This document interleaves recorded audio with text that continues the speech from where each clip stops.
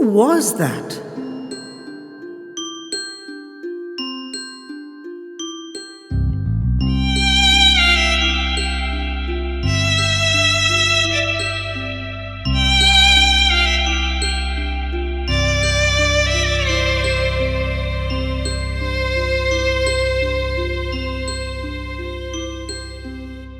There was palpable stress in the house. A fear you could almost smell. An anxiety you could certainly feel. A misery that held us in thrall. Everyone felt helpless. Such a tiny baby, and struggling so desperately, so hopelessly, that even modern science with all its wonders had nothing to offer. The grief was beyond expression. It lay on the house like a heavy blanket. There was no light anywhere. Even though the day was bright and sunny and the air was crisp and fresh outside, not inside the house it wasn't. Suddenly, the dog sat up, fully alert, ears cocked, eyes watching. Outside the house, a cat fight erupted. A yowling, screeching, hissing, spitting, growling, shrieking cat fight. Someone rushed to the window to see what was going on. They are attacking a young man, a boy. I've never known cats to attack a person. The world is turned on its head. But just as suddenly as it had erupted, the cat fight subsided, it was reported from the window. The cats padded backward, silent and submissive. The oddest, most inexplicable behavior. The mauled human lay on the ground, crumpled and bleeding. He was pale and fragile-looking, delicate, bird-like limbs, gashed and scratched and oozing blood on the pavement where it lay in scarlet pools, startlingly bright against his own pallor. I could no longer sit and listen to this gory reportage and went to the front door. The cats sat in a ring as if at a Greek amphitheatre watching a performance. The dogs streaked out ahead of me, circling the inert figure. They sniffed and nudged. "No licking," I admonished them. This youngster looked frail enough as it was, and after the cats had savaged him, he looked broken and battered. I picked him up in my arms. He was light as a feather, just a wisp of cloud. I carried him into the house, everyone now crowding to see. "I'll just clean him up, then we can decide what to do." Warm water was brought, and basins and soft cloths. Everyone wanted to help. At least here we could help. It was such a relief from hopelessness. I washed his gashes and cleaned them, applied antiseptic. I laid him on the bed and covered him with a thin bedsheet. He looked so vulnerable, lying still like that, not speaking or even conscious. And yet, strangely, strong and calm. He was as small as a child, but he looked wiser than any child I'd ever known. I heard footsteps coming down the stairs and rushed to meet them, hurriedly but sadly. There'd been nothing but bad news. "She settled into a sleep about 10 minutes ago. I was so scared. But she's just sleeping, breathing steadily and evenly, just breathing and sleeping. I don't know what it means, but she's looking relaxed. I'm so scared." My sister sobbed into my arms. I held her and stroked her, disbelieving, hoping, praying.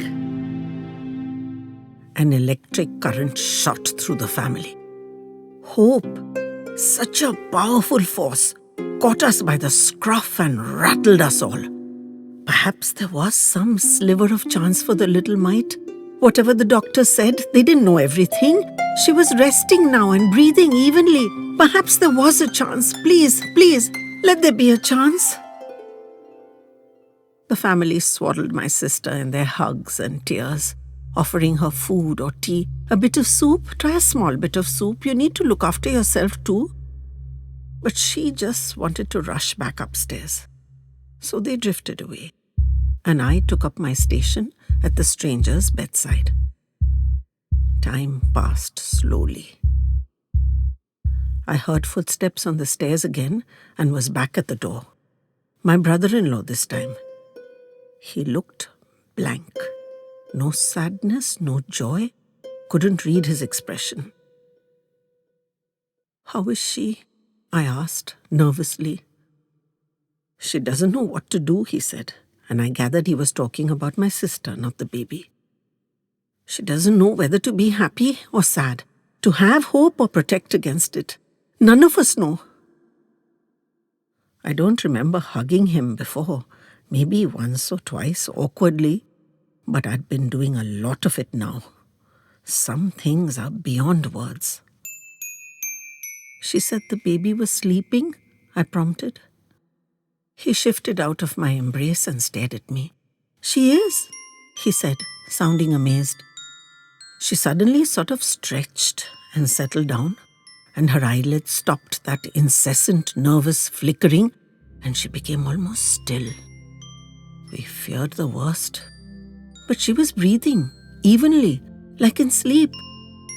The fevered flush has faded too. Sometimes her lips move as if she's sucking, and sometimes she stretches out her tiny hands and legs. But she's just sleeping. Deep, deep sleep. I see her eyeballs racing from side to side under those paper-thin eyelids, and her tiny belly rising and falling evenly. None of those labored baby gasps that wrenched my own lungs out of my body with anguish. They said there was no chance, no hope, nothing. Then what's going on? Tears streamed from his eyes as I held him. I pulled him into the room and sat him down. It was a while before he was sentient enough to notice the stranger. "Who in heaven's name is this?" "It's a long story, but I'm on to it. No need to worry," I assured him. Falsely, as you know, because I had no idea who the kid was and whether or not we should worry. He went out to update the rest of the family, and I stayed there staring at the kid, who was breathing evenly too. Seemed to be in deep sleep as well. All through the day, they came and went. My sister, brother-in-law, mum. She was sleeping. That was the gist of it. She'd never slept this long. She'd never breathed evenly this long. She'd never been calm this long. Her cheeks were a pale pink, we were informed, but not flushed. She was peaceful. The doctor had been summoned. He'd been most reluctant to come. There was nothing he could do, he said. We begged him. "Something's changed. She's sleeping restfully. Please come." He agreed to drop by, but it would be very late. "Come anytime. None of us sleeps. Just please come." We watched him go up, leaden-stepped. Ages later, he came down, all trace of tiredness wiped from his face. I stopped him with a hand on his arm. He shook his head, and my burgeoning hopes shattered, fragile as thin glass. "I can't understand. There's no medical reason, but there's no doubt she has turned a corner. I'm going out to make a few calls, and then I'm going back up. I cannot leave her now when she's putting up such a fight. It's nothing short of a miracle." He was consumed by the mystery of it, trying to deduce cause and effect. The rest of us didn't waste a second on science. Hope surged in a wild torrent through the house, like the Alpheus through the Augean stables, sweeping away the debris and despair of the last few days and leaving it sparkling with energy and excitement. I turned back into the room to let out my exploding relief and privacy, and was immediately confronted with an empty bed. That jerked me back into another live stream. He was standing peaceably in the bathroom doorway. The bloodied bandages were off and deposited in a basin he held politely in his hand. The gashes and wounds had sealed themselves in thin silvery lines that jagged across his limbs. Even as I watched, those lines seemed to grow thinner and fainter, almost fade away. I couldn't wrap my head around how that could be possible. "I should leave now," he said, shining his blue eyes on me like miniature headlights. "Don't worry anymore. She'll be fine." I was transfixed by those piercing eyes, blue as the vast heavens. The otherworldly silvery scars, the white, almost bloodless limbs, the incredibly wise and gentle face.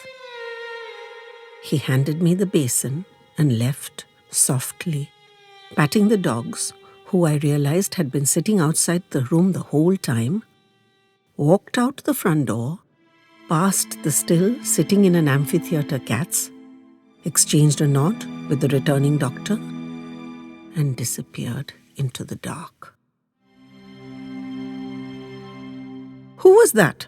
the doc asked me. "I have no idea," I answered. And never a truer word have I ever said.